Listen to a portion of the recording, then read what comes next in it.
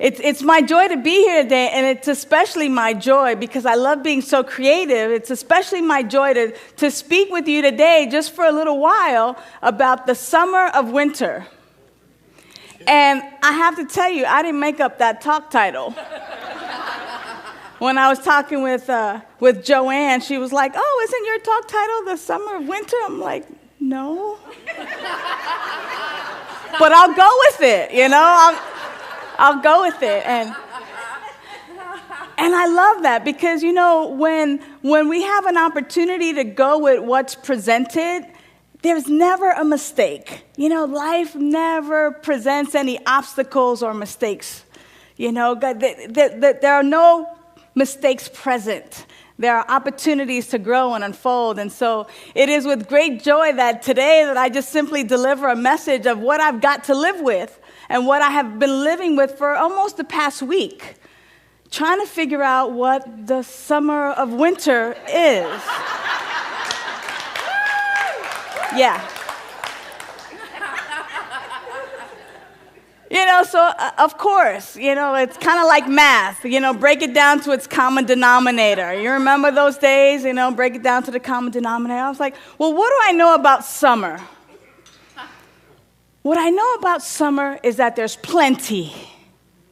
There's an abundance. There's plenty.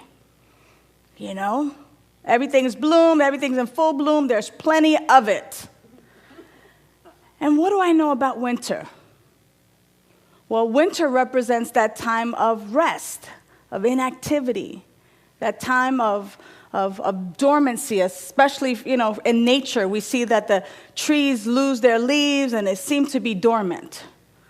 Therefore, the summer of winter is plenty of rest.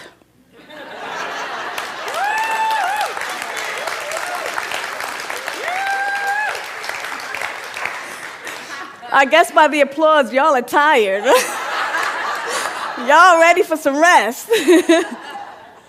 Well, good, because, you know, in today's reading, what I was struck by with Reverend Christian and what Petra have written for us for today to kind of take the lead from today is simply taking a look at nature. And as I took a look at nature this week, and as I was really being with this talk title, it reminded me of a tree. And the tree has these roots. The job of the roots are to simply take in water and nutrients so that it might feed the tree. You know, and as we approach winter time, this time of rest, you know, our trees, they lose their leaves. They look naked. They look like they're asleep. But what I found out is that the roots are actually resting, but they're ready. The roots are resting, but they're ready. Now, what I know about that is my mother-in-law, she always says, I stay ready. I might look like I'm not doing anything right now, but I'm ready. And at the drop of the dime, you can say, Wendy, do such and such and such, and she's ready. And I love that because it's simply a reflection of nature as us, as life as us. And with these roots of the tree, this root system, it is resting, but it is ready. Now, what I also found out about roots and the root system is that not only does it take in the water and the nutrients, but it also does something that's called stabilizing or anchoring. So the roots will grow into the ground, thus stabilizing and anchoring the tree so the tree could be its glorious tree self.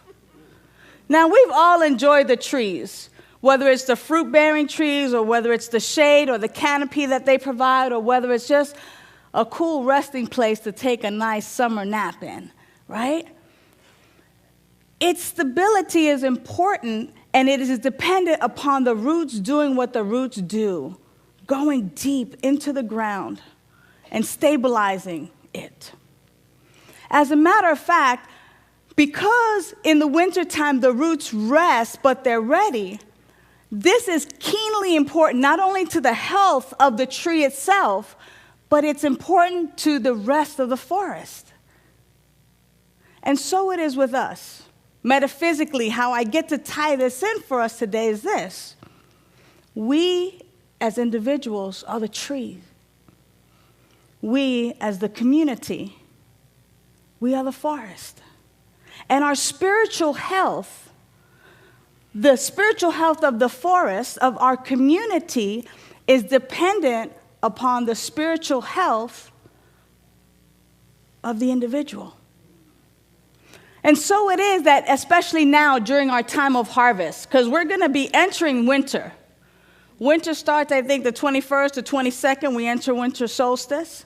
So our time now is that time of gathering, where we begin to, as our reading said today, we begin to really look over and review our lives and look to see all the gifts, the blessings, all the places where we've been blessed, all the places where we've had a rich life, where we've enjoyed life, where we have been able to travel,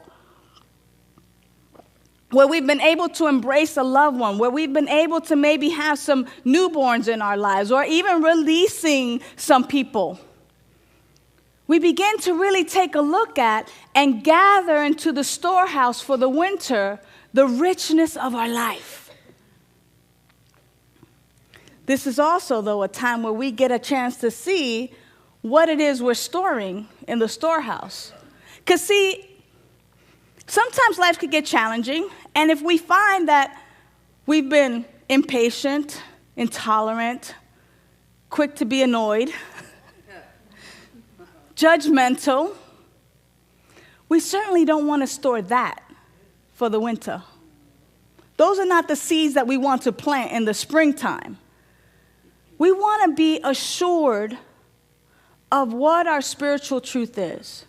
See, for me, and the way that I see this is that the root is to the tree as our consciousness is to us. And so as our consciousness is our roots, if you will, we must absorb the water and the nutrients, meaning the water has been the symbol for spirit, the symbol for life, the symbol for God. So we must absorb our godness.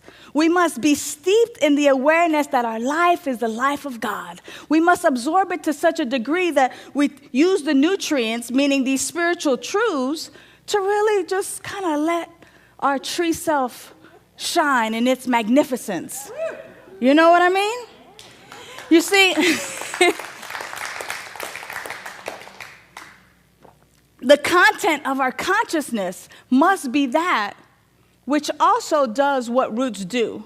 Roots not only take in the water, absorb the water and the nutrients, but then they transform and they use these nutrients to grow, to develop, but also to repair. You see, for us, our time of rest, our time of winter, is really about resting in our spiritual practice to such a degree that we get to repair the damage that has been done to us, or the damage of our life, i.e., the stuff we learned when we were little.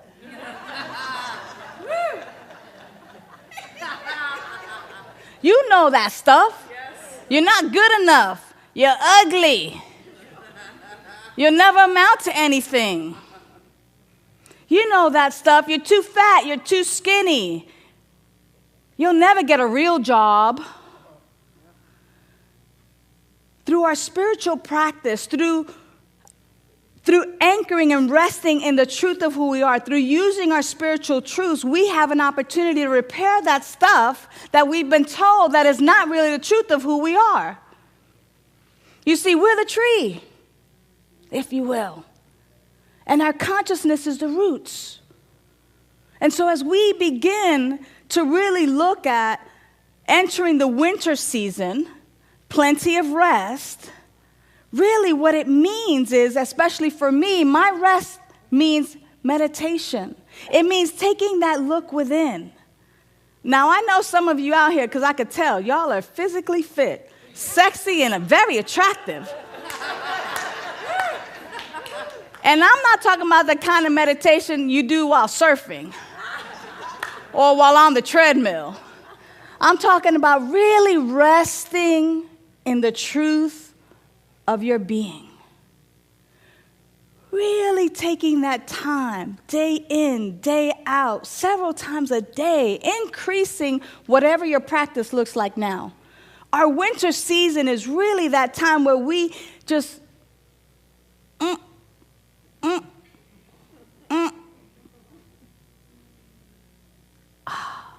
go within. Where we anchor this truth. Where we're so steeped in it that it is who and what we are, and we are who and what it is. That there's no place where it begins and we end. There's no place where we end and it begins, that it is just this oneness and this wholeness. That's what happens when we engage in restful meditation. That's what happens when we engage in our spiritual practice. That's what happens in the winter. And it is imperative and so essential and so important that as individual trees, that we are also responsible for the rest of the forest. That we do our own work so that our spiritual community can just be this forest of love, of joy, of peace, of abundance, of wisdom, of divine truth and creativity, that which comes out from the forest is an example of the root system really taking in and absorbing and us really knowing who we are beyond a shadow of a doubt, that we live and breathe and walk. I am God. Oh, did I say that? Oh. Right where I am, God is. Right where I am, love is. Right where I am, peace is. Right where I am, abundance is. Right where I am, divine creativity is. That is who and what I am. Can't help it. Don't want to. And so now is the time that as we get closer to this winter season, that we simply begin to really recognize what it is that we're storing in the warehouse, right? In the storehouse. That we really take an honest look at ourselves and go, wow, I have had a rich and abundant life this year. And it is to that, when there's been a way made out of no way. When I thought that something bad was happening, it actually turned out to be something magnificent and good. It actually taught me something. It actually helped me to grow and unfold in such a way. See, that's what I'm going to take in the warehouse, in the storehouse, so that in the winter season, as I meditated, as I'm with Spirit, as I'm communing, and as I'm in that indwelling presence, as I enter the kingdom of God within, I'm simply knowing my truth.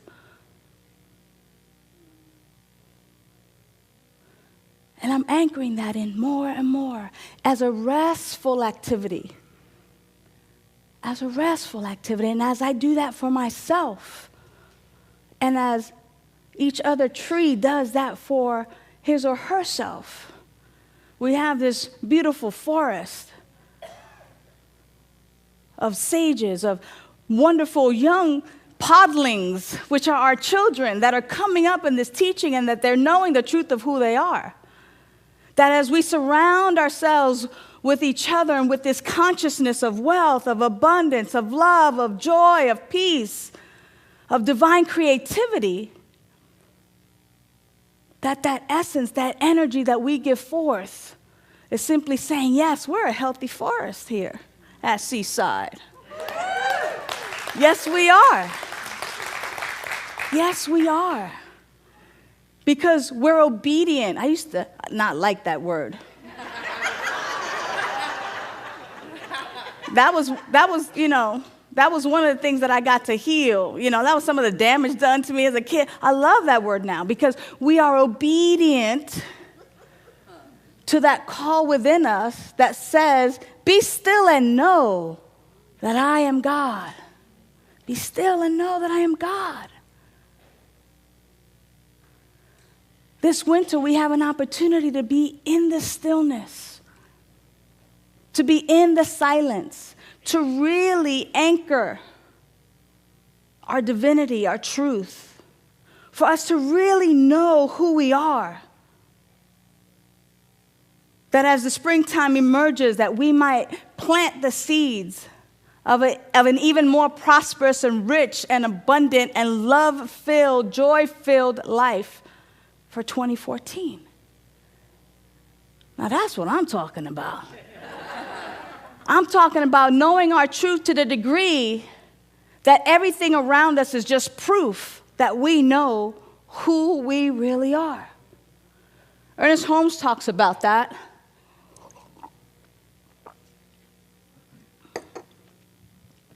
Because you see, all of the great avatars, all of our great teachers have talked about knowing our life as the life of God. They talk about going on that journey. They talk about they know who they are.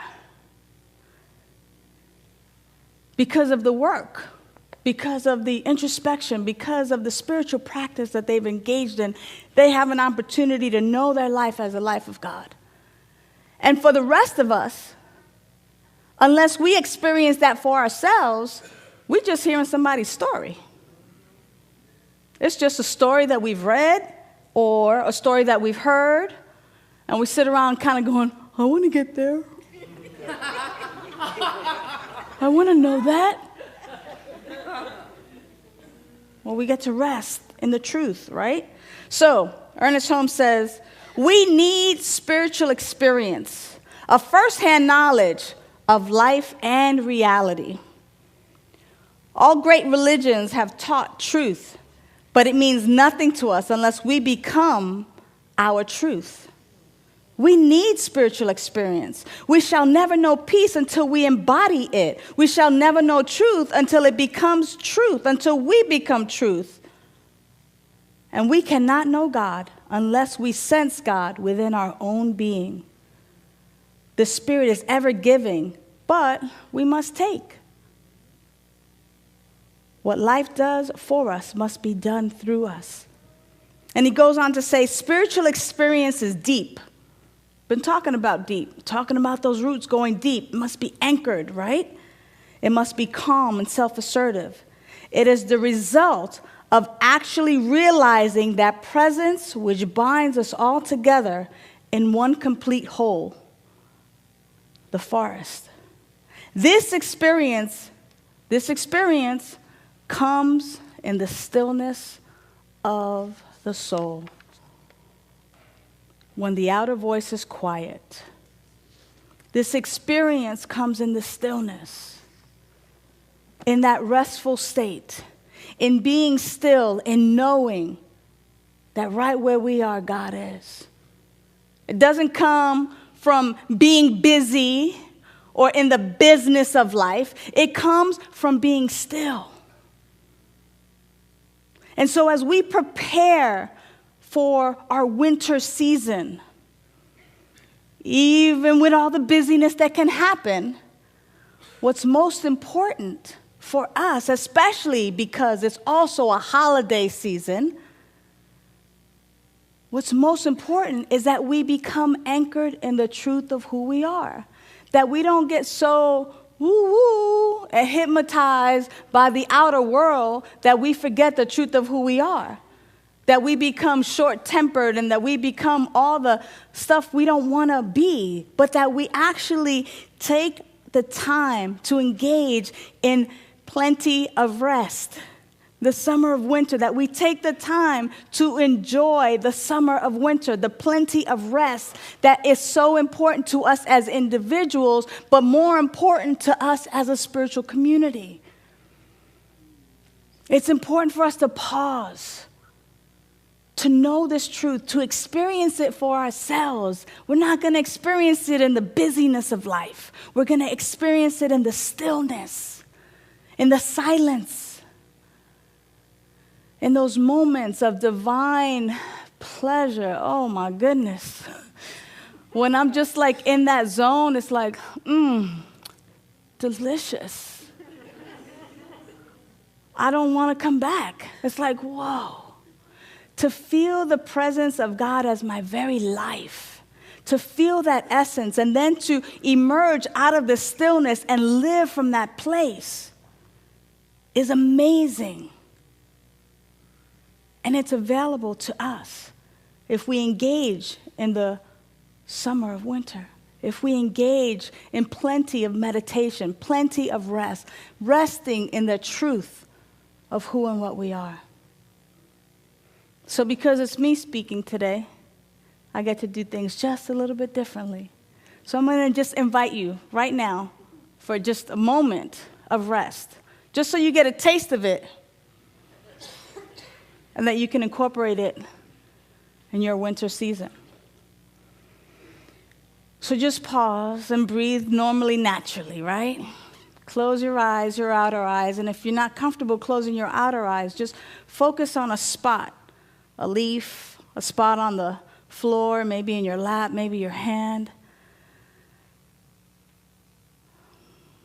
But as we simply bring our attention to our inner self,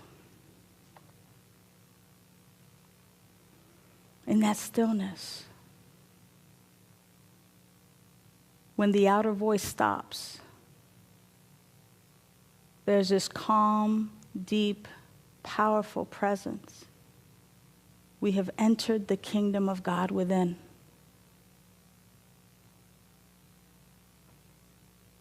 And there, and here, we are still. And we know, I am God. For we know that there's one power, one presence, one life. That life is God. That life is perfect. And it created everything out of itself. Therefore, our life is indeed that life that God is. And for our own health, we're just in that stillness.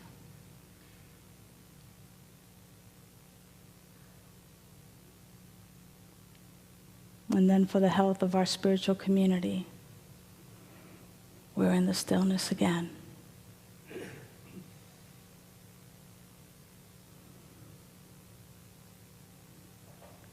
And as we gently wiggle our fingers and our toes and gently open our eyes or regain focus of where we are, we've just experienced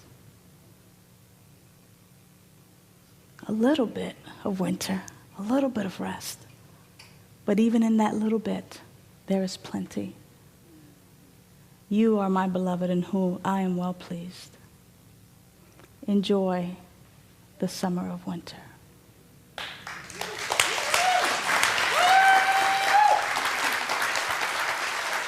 We tried.